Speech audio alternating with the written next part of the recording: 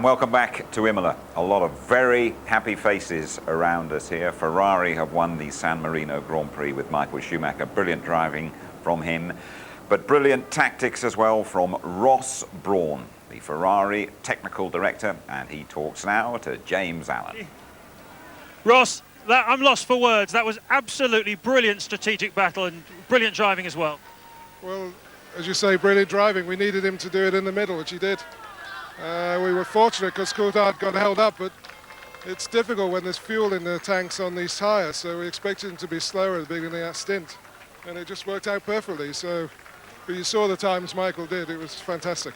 It was the original plan, I understand, but you made it look as though it was a one-stop, an early stop on a one-stopper. Do you think McLaren got a little bit demoralised when Michael was out in front? Do you think they fell for it?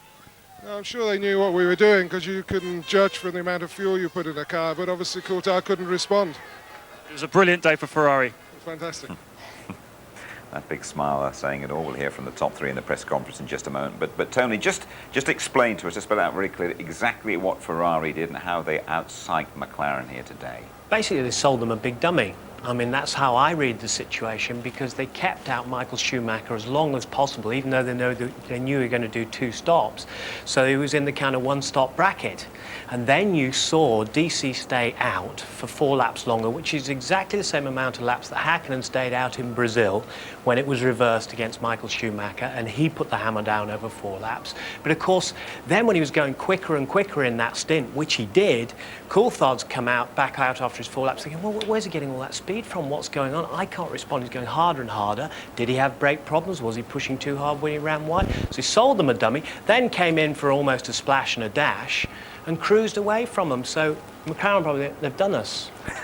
Yeah, done us in cold blood, really. I mean, going back to the start of the race that we saw briefly before the commercial break, once again, problems, and it could have been another very nasty accident with Villeneuve involved. Second race on the trot, David Coulthard stalled in Brazil. This time it was the turn of Jacques Villeneuve. There we are. And how the field all got past, I don't know. You can see the tyre smoke, which can totally obscure their vision there. And David Coulthard was alongside for quite a good period there, alongside Mika Hakkinen, made a great start. Now, also, Villeneuve, it was a great shot of him beating his helmet, and we hadn't seen him beat his helmet since he lost it in '97 in Canada when he hit the wall. Truly went off in that early fracas. But there was another shot that we saw earlier on from the top, which was seeing again. Just look at Frentzen. He nearly clipped the back. So did one of the Prost there as they went round the corner. Now, in '82, although it's a long time ago, Riccardo Paletti did that from the back, hit Pironi's Ferrari in front, and the driver was actually killed. Desperately tough for British American Racing, the new team. I mean, built very, very expensively, but they expected something here after Villeneuve had done so well in qualifying. Yeah, I mean, Villeneuve really pulled one out of the hat. I have to say congratulations to Supertech as well, because this was the first of their 4 revisions to make the engine a little bit faster. They'd worked very hard in Jerez during the test, and it's nice to see Villeneuve back, isn't it, and fire in his belly again. Absolutely. Well, I mean, at the start of the race, it looked like a procession. It looked like, once again, Mika Hakkinen giving them all a driving lesson, didn't it? After 16 laps, he was coming up behind Marc Genet, who was at the back of the field, and he was already 5.4 seconds ahead of David Coulthard in second place. Now, we're starting to think here, what is going on? Was he on a different strategy? I mean, we're pretty sure he was. He was quite angry there, the way he ducked back in front of the Spaniard. But what would have happened if McLaren had got all the way through with their own strategy? They could have gone on a 3-stopper strategy. Alesi did it, Salo did it, they got away with it, and Alesi finally got into the points with a very poor car. Now, this is Hakkinen's problem, though. Look at him attacking those curbs the whole time, up on it, bang, crash, off he goes. The pendulum effect. He has become Tommy Mäkinen this whole weekend, his compatriot, the World Championship rally star, because he's been hurling this McLaren around all over the place. Look at it again. What he did, he got the inside of the tyre over the curb, the pendulum came, the front tyres gripped, sent him at 90 degrees straight into the wall. And that's a big accident for Hakkinen. I think he'd be in a lot of trouble with Ron Dennis for that. Well, all along we've said what a calm act he is, what almost a faultless act he has been, but Jody in his commentary said in his day he'd have had a real old slat and said, "Stupid boy." I mean, is that what happened with Mika? Well, You know, as I said, I mean, I would think behind closed doors there, this whole World Championship at stake there. I think Mika Hakkinen has been overconfident this weekend. We were watching during qualifying full-blooded opposite lock slides and really hurling the thing around, but he's really weakened McLaren's position for the moment. You can't do that in Monte Carlo. The next race, you've got walls all around you. You've got to be neat and tidy. I think Hakkinen will say, come on, get into line. You can do it, but you don't last very long. We were led to believe that Eddie Irvine had a little touch with his bookmaker that he would still be leading the championship when he goes to Monte Carlo. He won't be, and he's done his money, hasn't he? But he had quite an interesting little session early on, didn't he, Eddie? I think this is intriguing now because Eddie was treading a very wary path. Now, this is the Grand Prix driver. One of the great traits of the Grand Prix driver, he must recognise all the cars on the track. He's clearly seen that it was an Arrows. He's clearly seen that it was a Minardi. And there you have to call. He recognised them. He trod a very, very careful path. Very, very wise there from Eddie Irvine. More on Eddie Irvine a little bit later on. We did that little feature before the start of the race. We said how important the pit stops were going to be, and they were absolutely crucial, and a big contrast between Ferrari and McLaren again. But this was the showdown that we were waiting for. This is the tactical race that James was talking about to us and setting it up. You know, as early, there you are, lap 31 in the one-stop bracket as Michael Schumacher comes in.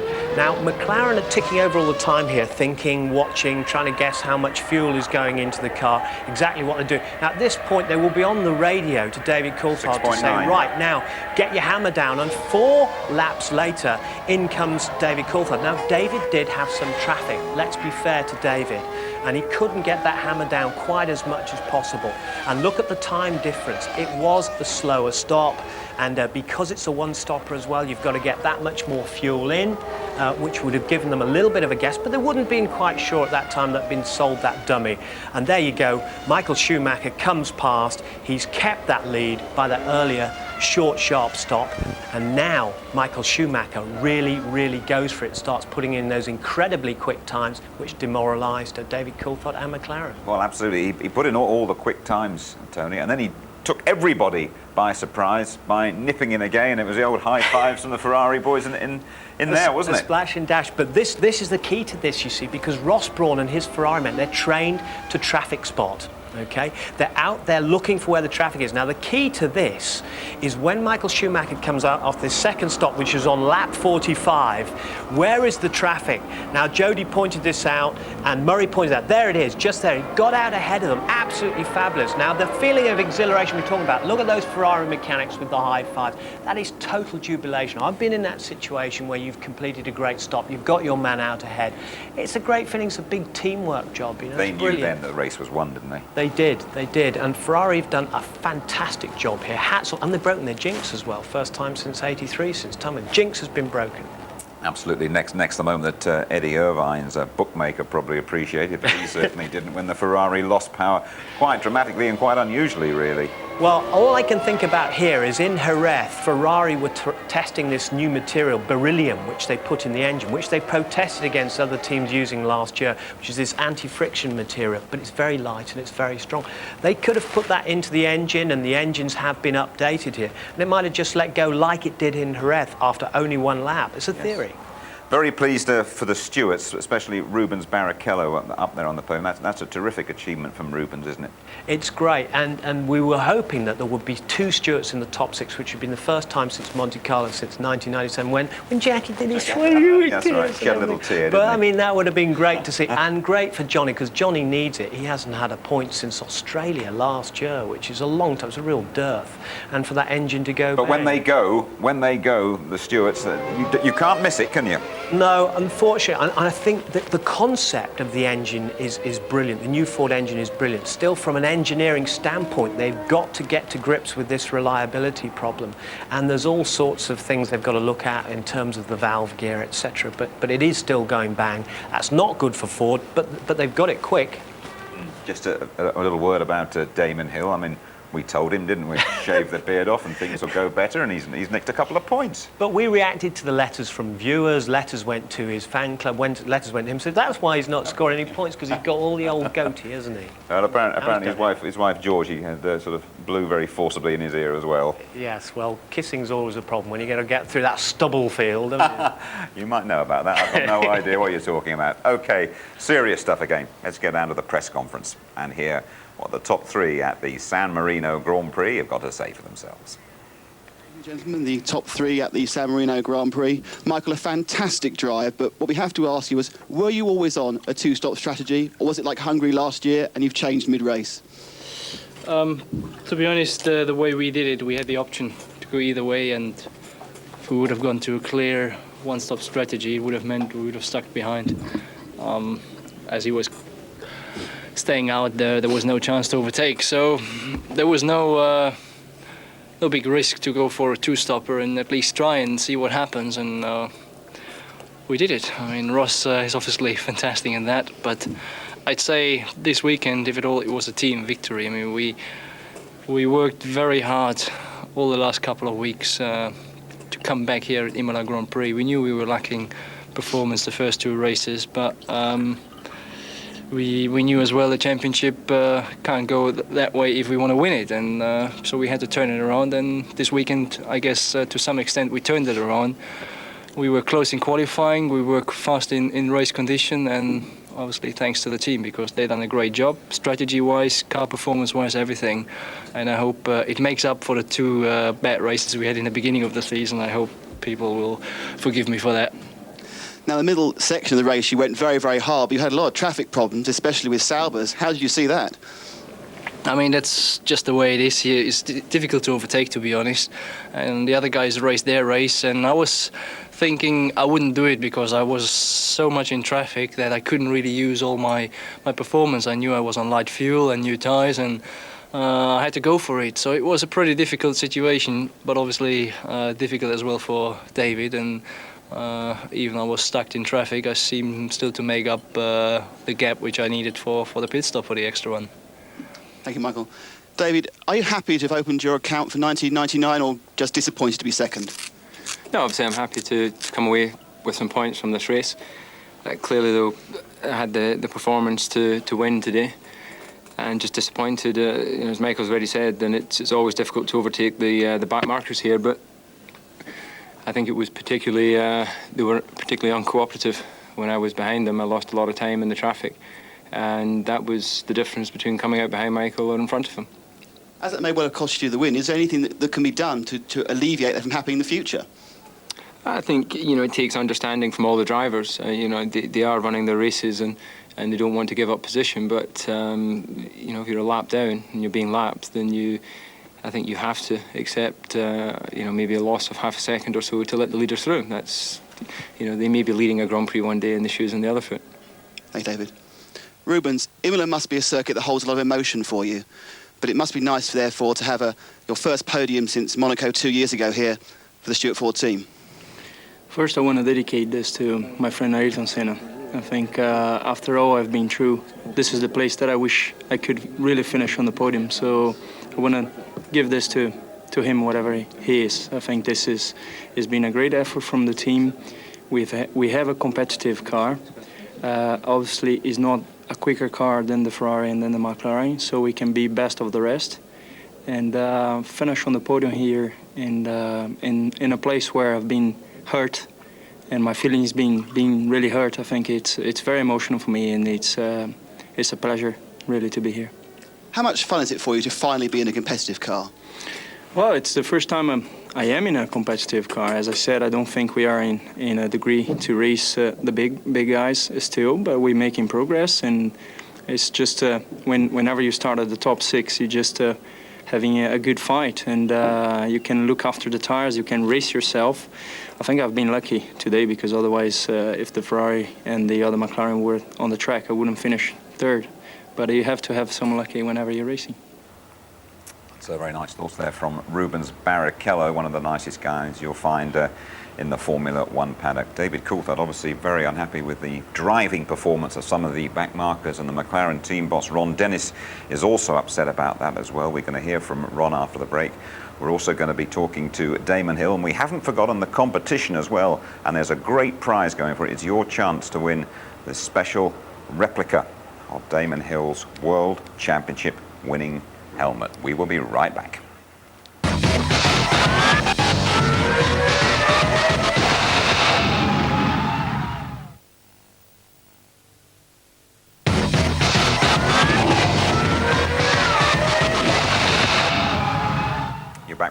at Imola. So Michael Schumacher, the winner here today. David Coulthard in second place, but Coulthard unhappy with the driving standards of some of the back markers. So is the McLaren team boss, Ron Dennis. Let's hear now what Ron Dennis has to say. He's talking to James Allen. Ron, that was an amazing race. You came out the wrong side of it today. What happened from your perspective? Well, I think our strategies were very good. We had it. I mean, Mika was gone, and he made a uncharacteristic mistake. He rarely makes them, and probably better at the beginning of the season, certainly better than the end of last. And it's one of those things, and you just got to recognise that they're not infallible. And he thought well in control, just put a wheel over the curb, and it flicked on him. David's race, I mean, we should have been comfortable to win with him too. And well, I think you saw on television, there's some pretty bad driving from cars that were being lapped, and made it very difficult for David to get past, and then he went a bit wide afterwards and then had to do it all again, you know. But I mean, it cost us probably 15 seconds, 10, 15 seconds. And I mean, you know, when you're strategic racing like this, you can't afford to lose that much time. These guys not observing the blue flags is just not very sporting. I'm very surprised at Alain, who should have been on the radio and telling him to get it over. You've got that look in your eye, though, Ron, that says to me that McLaren will be back shortly. Well, you know, I can't take anything away from Michael, who won the race, but we know we have the pace. It was really comfortable for us, and there's a long way to go yet. Ron Dennis, upset, seemed a bit angry to me as well there, Tony. What do you make of his complaints? Well, we know, again, from James and Louise, that he was running down the pit lane to go and see Alain Prost, who's one of his former drivers, of course, to ask them to move over out of the way. There were a lot of people involved in a lot of battles all the way through the field, as we saw when Irvine was coming up behind Genet and Takagi. And a lot of people weren't looking in the mirrors, but all I can say is it's the same for everyone else. It was the same for Schumacher. How'd you get through the traffic? He's a master at it. He sized through them. He has to double guess one side which way through he went. I would say that David is perhaps a little bit more careful, and that he's paid the penalty there. I mean, I realise that they're errant drivers, but he has been more cautious than Schumacher in that regard. All right, it's something for us to watch out for, though, throughout the season, the driving habits of those back markers. Let's have a word then with Damon, shall we? Shaved the beard off, in the points for the first time this season. Here he is with Louise. Damon, finally a finish. Yeah, I mean, that's the first race I've done since Suzuka last year, so it was a hot one, and it was a fight all the way. It was a shame. I got a reasonably good start, and then I got squeezed out, so the places I gained I lost immediately in the first corner, so handicapped a bit at the start, but fought all the way through and closed on third place, looking strong all the way. You did close on third place. Were you thinking you could get that? Absolutely. I mean, I could see the gap. The gap was coming down, but obviously when I think it was Rubens in front, was it? Well, Rubens saw that the gap was closing, started to push a bit more, and then we got really a little problem with back markers here and there, and then I had to let Michael through. I was getting waved at with blue flags, like they were madly waving at me, you know, and I knew that if I held him up anymore, if I was perceived to be holding him up, I'd have been lynched here, because the fans obviously are very pro Ferrari here. But so I lost a bit of ground again to Rubens, but it was a good race. Good race for Damon Hill. I mean, over the hill and losing interest. I must be joking, aren't they? Afraid so. That's not the case at all. He said, I will test, I will train very, very hard to stay at my peak and give it my best all the way through this season. And you know, there it is, fourth place. He's back and he's scoring points. Should have been a point-scoring race for Johnny Herbert as well, but the Stewart let him down, sadly, right at the end. I don't believe you sometimes, Johnny. You go out 3 laps from the finish and you're still chuckling. Yeah, well, I suppose one of the positive things is we didn't meet this time. At least there is that came good from it. But it was a shame. It went well. We did a one-stop, which I think in my position I had to do. It was going well. I had a bit of a vibration early on, but then it just suddenly went. There was no sort of warning about it, but there you go. But the good thing, we have some new pieces that are coming along very soon, and I think that we shouldn't have any of these problems. You know, we had Rubens finish third, which is great for the team. So obviously we're not far away, not quite there. What's that result, Rubens' result, going to mean to the team? Well, I think the points are very important. I think it's unfortunate, obviously, not getting my points as well to add to that. But no, it's good. It's good for the morale in the team. You know, we have had some problems, but I think we're going to overcome those very soon. And once we overcome that, I think then we can start to do this consistently, hopefully. Well, familiar interview from Johnny Herbert, but I mean, Tony, he's due some luck, surely. He's a great natural driver, very spirited guy. You can never put him down, but he is a little bit behind Rubens Barrichello in the learning curve. It's a new team to him, and he's still got a long way to go. He's been guilty this season of overdriving. That's what Gary Anderson told us, and he's smoothing it out now, and he's starting to get better and better. If the reliability comes with that, you put the two together, he'll be up there with Rubens. Let's hope so. Let's see what the team boss, Jackie Stewart, made of it all. Rubens Barrichello, don't forget, up there on the podium. Here's Jackie. Well done, Jackie. You finally put it all together. Well, third place in the third race of the year is very, very satisfying. Rubens drove a great race. He was obviously under a lot of pressure at the end, but we're very, very happy. A great result for Ford, a great result for HSBC and all our sponsors who have really had an immense amount of trust in us. A new team is a fantastic ending for a great weekend. But what about Johnny? Oh, so sad for Johnny. I mean, I'm really sad for him because he drove a great race. He would have finished fourth, I think, which I'm sad for him. Marvellous performance by the Stewart team. They've been the revelation of the season. Yeah, they have. I mean, you can see the top twinkle in the there, eye, but no, innit? I was just going to give it. That's for DC for his second place, and that's for Jackie Stewart for his third place. Good old Scotland, going Suns, eh? On the head. Now then, Eddie Irvine might not have been a big winner here today, but I'm led to believe one of the Stewart's team is going to be collecting tomorrow. Got more than one reason to be celebrating this podium finish today. I have, Louise. It's pretty nice. I had a nice little bet that I put on at the start of the season, and it's actually came in today. The bet was Stewart podium in the first 6 races, and with Rubens finishing third today on my own car, it's pretty good. Tell us, how much was your original bet and how much have you won? I'd rather not say, but it's large enough. It's in big figures. Well, I believe that his original bet was £100 and today he is £20,000 richer. If they say it's large in motor racing. Michael Schumacher is looming large at the top after 3 rounds. He's replaced Eddie Irvine at the top, Hakkinen, Frentzen 10 points, and Ralphie Schumacher, who didn't finish today, on 7. And the Constructors' Championship, Ferrari racing away with it. McLaren, the holders, of course, in second place. Jordan doing well to get third above Williams, Stewart, and Benetton. Okay, now our competition and your chance to win a replica helmet bearing the most famous colours in the business. Damon Hill wins in Belgium. Fantastic. Well, there we are. Damon Hill is the centrepiece of our competition. How many Grand Prix has Damon won in his career? Is it 17? Is it 20? Or is it 22? And a terrific prize, of course, awaits. We're going to ask the question again at the next Grand Prix in a couple of weeks. If you know the answer now, dial 0891 229966. We'll give the answer in Barcelona in a month's time. The lines close midnight on Friday, the 21st of May. And here is the prize.